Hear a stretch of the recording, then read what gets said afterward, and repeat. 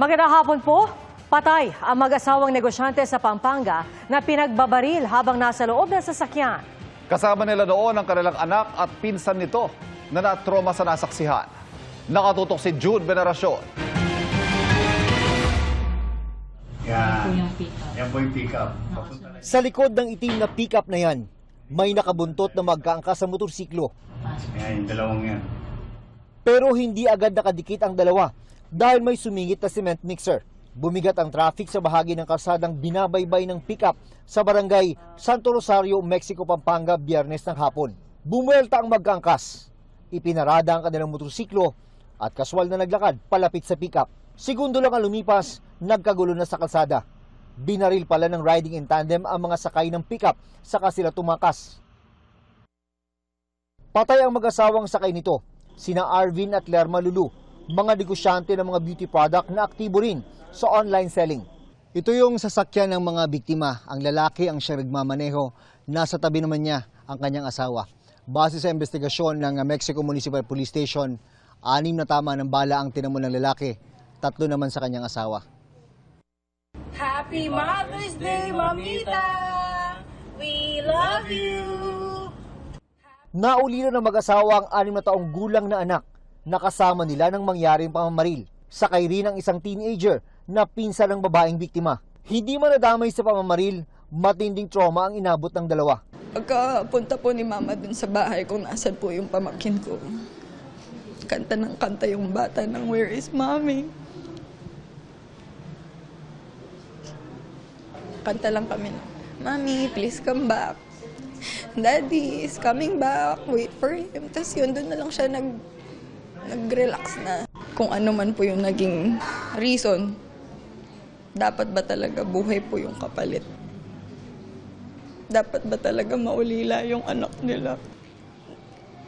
May saksi at person of interest na raw ang PNP. As to the motive po, sa ngayon, wala po tayong concrete na motive po, sir, sa ngayon. Pero based doon sa accounts ng family, it's either business at saka yung accounts pa ng family na i-mention sa atin, yung utang, may umutang sa kanya. Naniniwala ang pulisya na planado ang pagpatay sa mag-asawa. Patuloy ang pag-review sa mga CCTV bago at pagkatapos ng insidente. Para sa GMA Integrated News, June Veneracion, nakatutok, 24 oras. Kahit araw po ng linggo, patuloy ang paghahain ng COC ng mga nais tumakbo sa eleksyon 2025. At ang latest po sa Day 6 ng COC filing sa Pagtutok Live ni Dano Tingkungko. Dano? Pia, ngayon ngang ika-6 na araw ng COC filing, 8 ang naghain ng COC sa pagkasenador, 14 naman para sa party list dito sa Manila Hotel 10. Kasama sa mga naghain ng Certificate of Candidacy sa pagkasenador ngayong araw si ACT-CIS Party List Representative Erwin Tulfo, pangatlo sa magkakapatid na Tulfo na tatakbong senador. Naghain din ng COC si incumbent Senator Pia Cayetano kasama ang kapatid na si Senador Alan Peter Cayetano at asawang si Taguig City Mayor Lani Cayetano. Naghain din ng COC sa pagkasenador ang singer at dating PAGCOR Board Director Jimmy Bondoc, si Junbert Gigayuma, ang preacher na si Wilson Amad na idineklarang nuisance candidate ng COMELEC nang tumakbo bilang Vice President, desisyong pansamantalang pinahinto ng Korte Suprema. Sixto Lagares na 3 beses nang hindi nakasama sa final list ng candidates ng COMELEC at Ernesto Arellano. As of 4:47 p.m., 12 grupo ang naghain ng Certificate of Nomination and Acceptance o CONA ngayong araw. Pia, naghain din ng COC sa pagkasenador si John Rafael Escobar batay sa listahan ng COMELEC. Ayon sa COMELEC, sumatotal ngayong araw na sa 78 senatorial aspirants nang nag-file ng COC, 8 ngayong araw, habang sumatotal na 86 na ang party list or actually 87 na party list at political party na ang naghain ng CONCAN, 14 ngayong araw.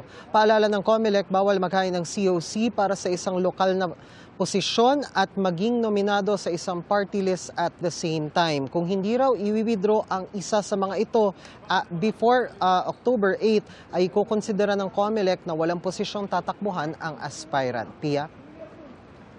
Maraming salamat, Dano Tingkungko. Kahit bawal na ang mga pogo sa bansa, nagbabala ang Presidential Anti-Organized Crime Commission na posibleng maka-impluwensya pa rin sila sa posibleng pagpapatakbo ng mga kandidato sa eleksyon. Nakatutok si Jonathan Andal. Halos 200 milyong pisong pera sa mga bank account at nasa lagpas kalahating bilyong pisong real estate properties at mga sasakyan. Ang mga ari-ariang ito ni dismissed Mayor Alice Go, pina-freeze ng Court of Appeals hanggang sa Enero 2025. Gayunman, nakapag-withdraw na raw ng malaking halaga si Go bago pa na-freeze ang kanyang bank accounts, ayon sa kongresistang nag-sponsor sa budget ng AMLAC o Anti-Money Laundering Council.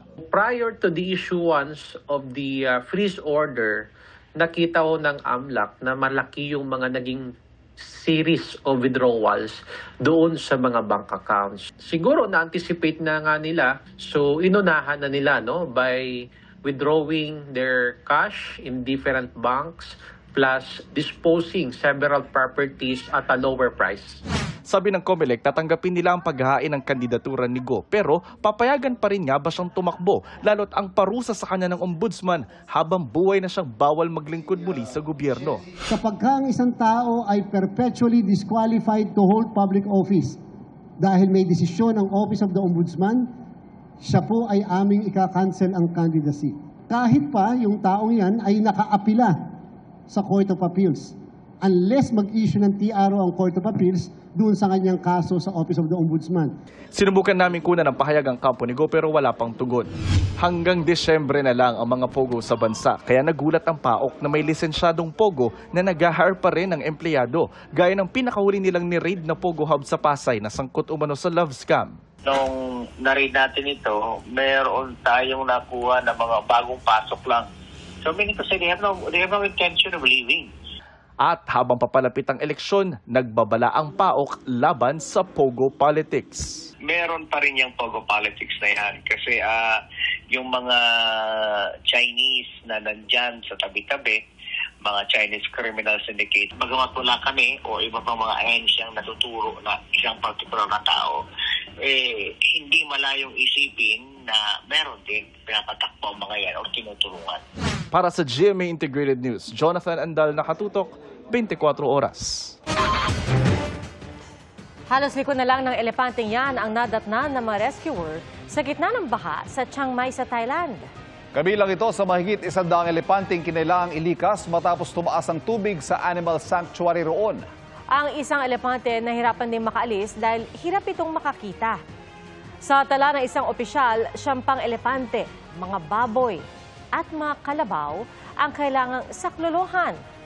Marami na ring taong inilikas sa bahang kumitil na rin sa buhay ng halos 50 tao.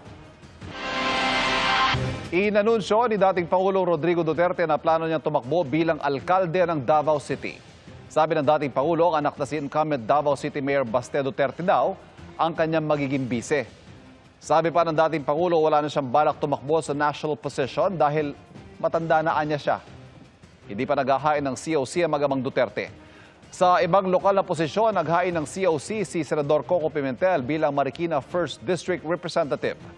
Makakatapat niya si Marikina Mayor Marcy Chodoro na naghain ng COC kahapon. Paglilinaw po sa aming ulat kahapon, ang paghain ni Pampanga 2nd District Representative Gloria Arroyo ng COC ay para sa kanyang ikalawang termino. Umabot na sa 3,500 family relief packs ang naipadala ng GMA Kapuso Foundation sa mga apektado ng Bagyong Julian sa Batanes. At sa tulong ng Office of Civil Defense, AFP at DILG, naiparating ang karagdagang mga pagkain, inumin at mga gamot sa Sabtang at Itbayat kanina umaga. Nadala ito roon gamit ang C-130 ng Philippine Air Force. Target na maabutan ng tulong ng Kapuso Foundation ang mga liblib na lugar na hirap marating dahil sa masungit na panahon. At sa mga nais pong magpaabot ng tulong, maaaring bisitahin ang GMA Kapuso Foundation website.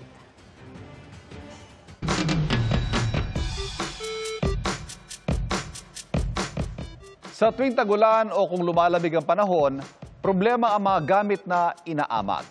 Paano nga ba ito sosolusyonan? Kuya Kim, ano na? Nang magbakasyon kamakailan si AJ sa kanilang bahay sa Cabanatuan, ito ang kanyang nadatnan. Ang cabinet niyang gawa sa kahoy, inamag. Hindi lang po kahoy, mga sombrero, bag, tumbler, tapos ballpen, parang kanin. Tapos nabulok, grabe, ang sakit sa lalamunan. Hinala ni AJ, Yung pagmumoist niya, nag-umpisa siya sa pader dahil sa ulan. Kuya Kim, bakit may mga bagay na tinutubuan ng molds o inaamag? Kuya Kim, ano na? ang amag o mold ay isang uri ng fungus. Itong microscopic organism na maaaring tumubo o lumago kahit saan. Yung hangin natin, may mga spores yan for ng molds. They are very tiny. Pero once na nakapasok yan sa isang structure, basta merong mataas na moisture, humidity, nagmumultiply sila. Marami namang rason kung bakit inaamag o nagkakaroon ng mold growth sa ating mga kagamitan sa bahay. Kabilang dito ang dampness o kung nababasa ang gamit at poor ventilation. May mahalaga mang papel ang mga amag sa ating kalikasan, pero ang mold growth sa loob ng tahanan ay maaaring makasama sa ating kalusugan. Ano nga ba dapat gawin para hindi amagin ang ating mga gamit? Get professional help from cleaning service. Look for the source of moisture tulad ng mga leaks tsaka mga water accumulation. So kung kailangan takpan, ayusin, discard the materials if it's possible. Yung nakukulog kasi. So kailangan nag-circulate yung air. Magagawan pa kaya ni AJ ng paraan ang kanyang inamag na cabinet? Ang resolution po namin, i-dispose na tapos general cleaning sa office. Laging tandaan, importante ang may alam. Ito po si Kuya Kim at sagot ko kayo, 24 oras. Nasunog ang isang residential commercial area sa Taytay, Rizal kagabi. Mahigit 3 oras inapula ang sunog na nagsimula sa sash factory kung saan maraming nakaimbak na kahoy. Walang naitalang sugatan o nasawi. Patuloy na inaalam ng BFP ang sanhi ng sunog at ang halaga ng pinsala. Kung sino man kina Vice President Kamala Harris at dating US President Donald Trump ang manalo sa US election sa Nobyembre, ano kaya ang epekto nito sa mga Pilipino sa Amerika at sa posisyon ng Estados Unidos sa issue sa West Philippine Sea? Nakatutok si JP Soriano. Nag-ikot sa North Carolina si US Vice President Kamala Harris para i-assess ang pinsalang dulot ng Hurricane Helen. Si dating US President Donald Trump naman, nagbalik sa Butler, Pennsylvania, kung saan nakaligtas siya sa assassination attempt noong Hulyo. Dikit ang laban ng Democrat na si Harris at Republican na si Trump bago ang US presidential election sa November 5. Sino man ang manalo sa kanila, may magbabago kaya sa posisyon at tulong ng Amerika sa Pilipinas sa issue ng China at West Philippine Sea? Lalo't ilang beses nang sinabi ni US President Joe Biden ang ironclad commitment daw nila sa alyansa. We do have a bipartisan support. Judging from my meetings at the US Congress, may kausap ako sa past administration ni President Trump. Sabi nila lahat ng mga policies nila ay sinunod rin naman ng administration ni President Biden. Sa Harris administration naman, maaring mas makabuti ang mas malalim ng ugnayan nila ni Pangulong Bongbong Marcos. Makasaysayan din ang kanyang pagbisita sa Palawan bilang pagsuporta sa Pilipinas sa gitna ng panggigipit ng China. Sa pananaw ho ni Kamala Harris, mas malaki yung consciousness niya sa South China Sea, West Philippine Sea issue. Si Donald Trump, never niyang minention ang South China Sea sa kanyang statement. Ang malinaw ngayon pagdating sa issue ng immigration at minorities, si Trump matagal nang isinusulong na mas mahigpit sa mga illegal immigrant. Si Harris bukas sa pagbibigay ng tulong sa mga immigrant sa legal na paraan. Ano kaya ang pulso ng ilang Pilipino sa Amerika? Parang two-third Harris, one-third Trump sa mga nangyayaring ewan ko lang sa ibang community. Some other people don't like immigrants, some you know what I mean. Para sa GMA Integrated News, JP Soriano, nakatutok 24 oras. Muling pinuntirya ng airstrike ng Israel ang Beirut, Lebanon. Ayon sa Israeli military, tinarget nila ang mga pasilidad ng grupong Hezbollah. Pinaigting daw nila ang operasyon para makauwi na raw ang libu-libong taga-Northern Israel na napilitang lumikas dahil sa pambobomba ng Hezbollah na kaalyado ng grupong Hamas sa Gaza.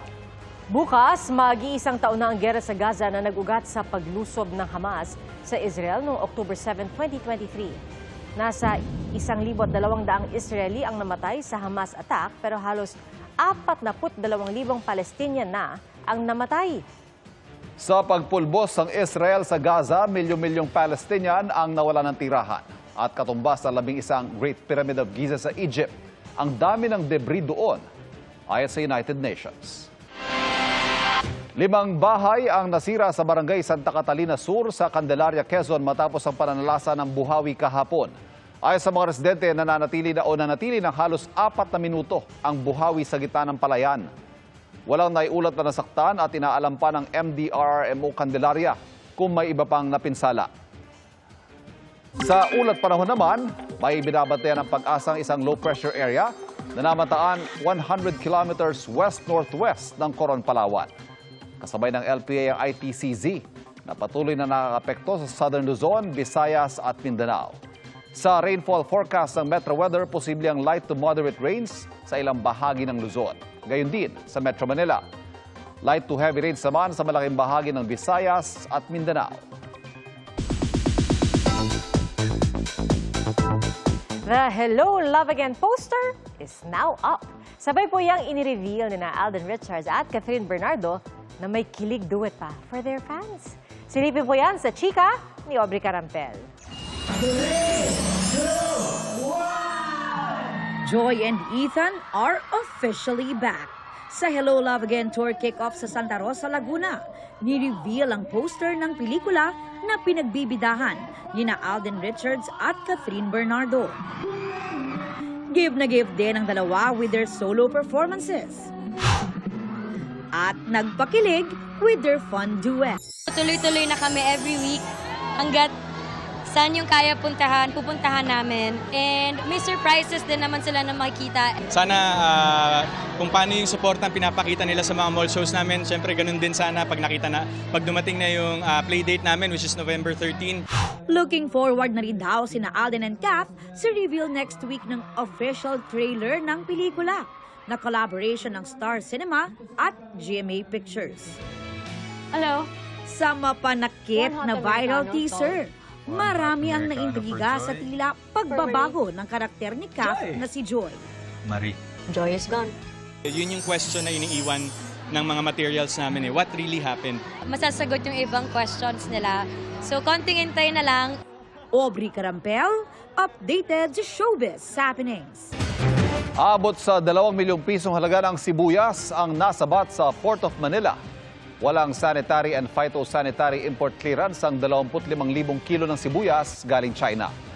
Sinunog naman ang nasa 200 milyong pisong halaga ng ipinuslit na assorted frozen meat sa Marilao, Bulacan na nasamsam ng NBI. Ipinasara na ang cold storage facility kung saan nakita ang mga karneng walang dokumento.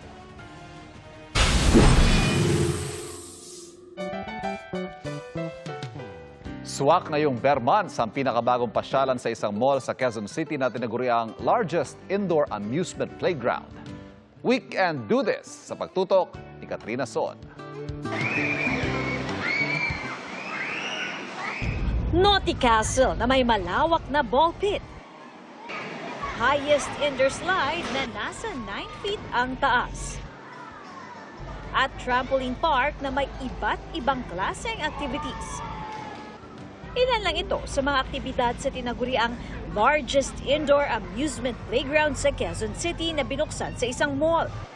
Si Charmaine at kanyang pamilya, isa sa mga maagang namasyal dito. Mas malawak po ito eh. Tsaka maraming mga games na pwedeng gawin. Sulit na sulit po. Dito naman naisipan na mag-birthday ng 12 years old na si Rania. Maraming activities and it is fun and maraming mga things that you can try. Ang mga magkakaklaseng ito naman, kasamang ilan sa kanilang mommies, dito naisipang mag-playdate.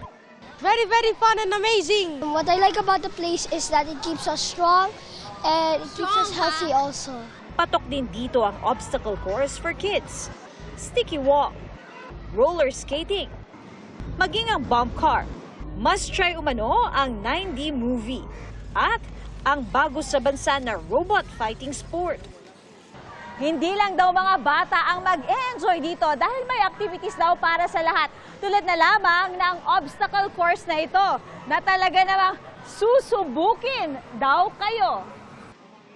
Kung kasama naman ng mga 1-year-old to 4 years old na anak, di kailangang mag-alala dahil may toddler playhouse din na tiyak daw may enjoy nila. Bukod sa umuulan ngayon, so indoor lang muna. Kaya dito namin napili. Bukas ito sa publiko araw-araw mula 10 a.m. hanggang 9 p.m. Para sa GMA Integrated News, Katrina Son, nakatutok 24 oras.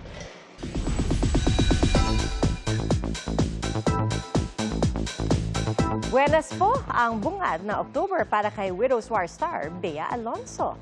Na-launch na ang luggage line ni Bea at full support ang kanyang co-star na si Carla Abellana. Birth month din ni Bea at ang wish niya ay makapag-travel with her mom. Sa ngayon, busy pa si Bea sa taping ng Kapuso Murder Mystery Drama Series na Widow's War.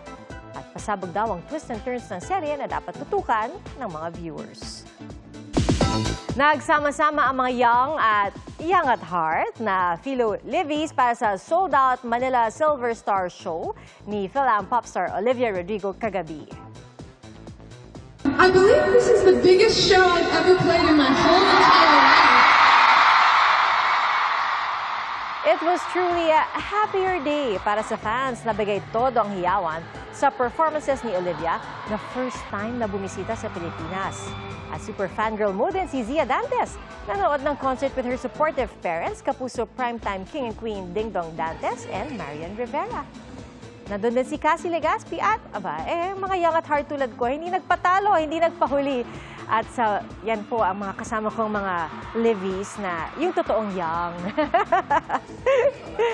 Batchmates ko yan. Sila yung totoong young.